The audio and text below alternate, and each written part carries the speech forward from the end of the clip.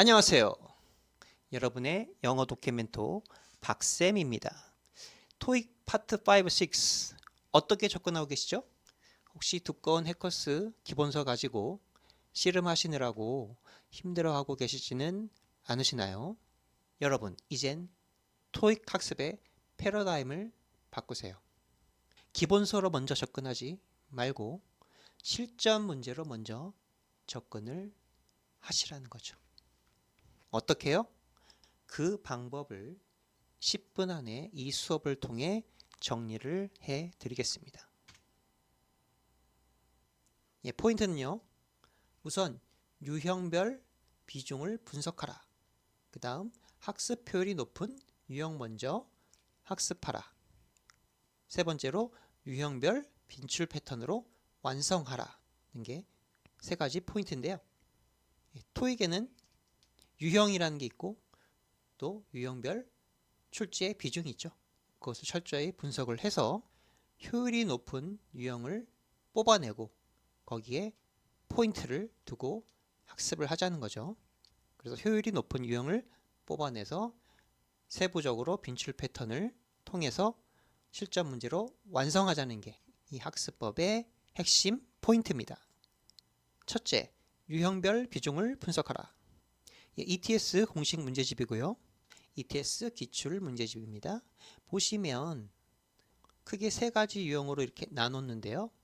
각 유형별로 출제 비중이 거의 일정함을 알 수가 있습니다.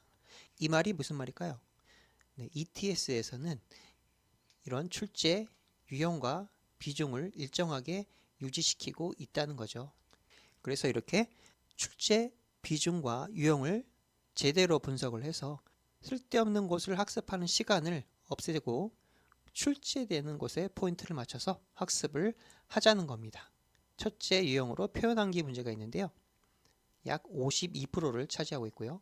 이렇게 다양한 표현을 문맥에서 넣는 문제가 되겠습니다. 품사 찾는 문제는 같은 어원과 뿌리의 단어에서 다른 품사형을 찾아내는 문제입니다. 부사냐, 형용사냐, 명사냐 이 세 가지 품사에서 거의 나온다고 생각하시면 됩니다. 마지막으로 문법 문제가 약 20%를 차지하고 있습니다. 이 부분은 이제 동사를 찾는 문제인데 CGL을 찾는 문제죠.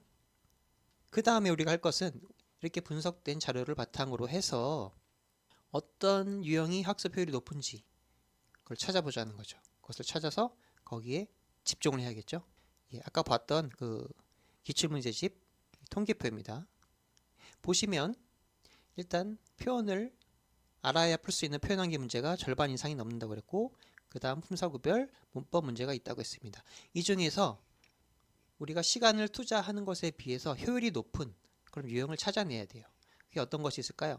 일단 대표적으로 품사구별 문제가 효율이 굉장히 높습니다.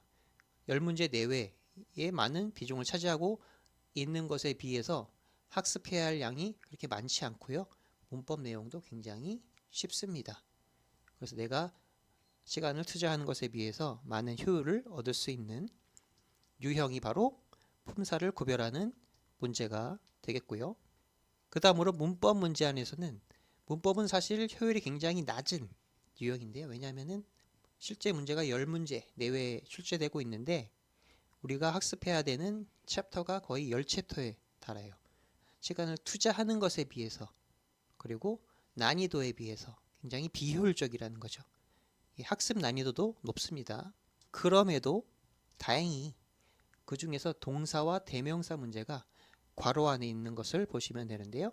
7, 80%를 차지하기 때문에 이 두 문법사항에 포인트를 두고 학습을 하시면 거의 7, 80%가 해결이 되는 거죠. 그러니까 굉장히 효율이 높게 학습을 하실 수 있다는 거죠. 그 다음으로 표현 암기 문제 중에서는 이것은 기본기가 있어야 풀 수 있는 문제이긴 한데 그 중에 전치사와 접속사 문제가 많은 비중을 차지하는 것에 비해서 학습해야 할 양이 많지 않기 때문에 이 부분을 또 집중적으로 학습하시면 짧은 시간에 큰 효율을 내실 수 있다는 겁니다. 정리하자면 같은 어원의 다른 품사를 구별하는 문제가 효율이 높다고 그랬고요. 그 다음엔 문법 중에서는 동사와 대명사 문제, 표현한기 문제 중에서는 전치사, 접속사 문제가 굉장히 효율이 높다라고 말씀드릴 수 있겠습니다. 표현한기 기타 문제도 비중이 상당히 높기 때문에 무시할 수는 없죠. 물론 평소에 기본기가 필요한 문제이긴 하지만 여기에 해당되는 해커스 RC의 또 챕터를 또 공부를 하셔야 되고요. 또 어휘집도 공부를 하셔야 되는데 공부하실 때 단어를 개별적으로 외우는 것이 아니라 문맥 안에서 꼭 학습을 하셔야 됩니다. 문맥 안에서 어떤 의미를 갖는지 주의해서 또 학습을 하셔야 되고요. 해커스 RC 특정 섹션에 가면 이 표현한기 문제에 대해서 대비할 수 있는 섹션이 있어요. 거기를 학습하시면 많은 도움이 되실 겁니다. 그래서 이렇게 기출문제 분석을 통해서 유형과 비중과 또 효율이 높은 유형을 찾아봤는데요. 그럼 실제로 ETS 문제집에서는 어떻게 나오고 있는지 한번 실제 문제를 통해서 한번 확인해 보도록 하겠습니다. 여기서 P라고 쓰여 있는 게 8문제가 나왔죠. 품사구별 문제가 9문제에서 10문제 사이에서 나오고 있습니다. P라고 쓰여 있는 문제를 한번 보도록 하겠습니다. P 명사를 찾는 문제고요. 같은 어원의 다른 품사를 찾는 문제고 여기서는 부사를 찾는 문제입니다. 같은 어원의 다른 품사를 찾는 문제고 이것은 형용사를 찾는 문제죠. 나머지 페이지를 토탈 통계를 내보면 8문제가 나온다는 거고요. G는 이제 grammar, 문법 문제가 되겠고 동사와 대명사 문제가 이 정도, 9문제 정도 출제되고 있다는 겁니다. 보시면 대명사를 찾는 문제고요. 동사, 시제를 찾는 문제고요. 또 여기 동사 찾는 문제가 나오죠. 또 동사 찾는 문제가 나오고 있습니다. 그래서 그래머 문제 중에서 동사와 대명사 문제가 여기서는 9문제가 나왔죠. 나머지는 관계사 문제가 나왔는데 여기서는 이 테스트에서는 특이하게 관계사 문제가 3개가 나왔는데 실제로는 그렇게 많이 이 정도로 나오진 않고요. 나머지 문법 문제 중에서 돌아가면서 나온다고 생각하시면 됩니다. 이는 표현한기 문제를 표시한 건데요. 보시면 전치사 접속사 문제가 7문제나 나오죠. 한번 볼까요? 전치사 접속사 문제, 전치사 접속사 문제, 또 전치사 접속사 문제가 나오고요. 여기 하나 더 나오죠. 통계를 내보면 7문제가 출제되고 있다는 겁니다.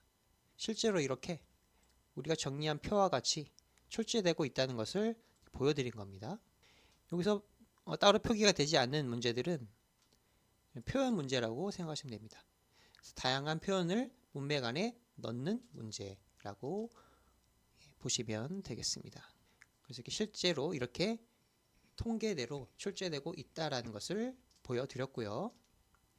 그럼 우리 마지막으로 실제로 이렇게 통계대로 유형과 비중에 따라서 출제가 되고 있고 또 거기에 효율이 높은 그런 유형이 있다는 것을 우리가 확인을 했는데요. 그럼 실제로 어떻게 또 대비를 해야 되느냐? 빈출 패턴으로 완성을 하자는 거죠. 세부적인 빈출 패턴을 정리해서 완성을 하자는 겁니다. 이 유형에 맞는 이 유형에 따른 빈출 패턴을 정리하자는 거죠.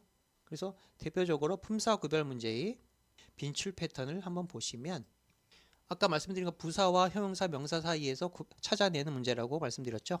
세부 빈출 패턴이 이렇게 나와 있습니다. 거의 이 패턴 안에서 문제가 출제되고 있다고 보시면 됩니다. 이렇게 빈출 패턴을 알지 못하고 그냥 기본서만 공부하시고 바로 시험을 보시면 시험에 나오지 않는 부분에 많은 시간을 뺏기는 그런 문제가 생길 수가 있겠죠. 그래서 빈출 패턴을 꼭 학습하자라는 겁니다. 문법 문제 중에서는 굉장히 항목이 많고 또 내용도 굉장히 좀 복잡한 편이긴 한데요. 이렇게 빈출 패턴들이 나오고 있습니다. 이 중에서 특히 동사와 대명사의 빈출 패턴에 초점을 맞춰서 학습을 하자. 물론 나머지도 학습을 해야죠. 그래서 이렇게 다시 한번 정리를 하자면 토익에는 유형이 있고요. 유형을 이렇게 크게 3개로 나눌 수 있습니다. 그리고 비중이 있고요. 비중은 거의 일정하죠. 이렇게 분석을 해보니 굉장히 효율적인 유형들이 있더라. 전치사 접속사 문제, 품사 구별 문제, 동사 대명사 문제 등 효율이 굉장히 높은 유형들이 있더라. 이 유형들을 빈출 패턴을 가지고 직접 이 패턴을 적용을 하면서 완성을 하면 된다는 거죠. 다음 시간에는 품사찾기 문제의 빈출 패턴을 실제 문제에 적용하는 시간을 갖도록 하겠습니다. 또 뵙겠습니다.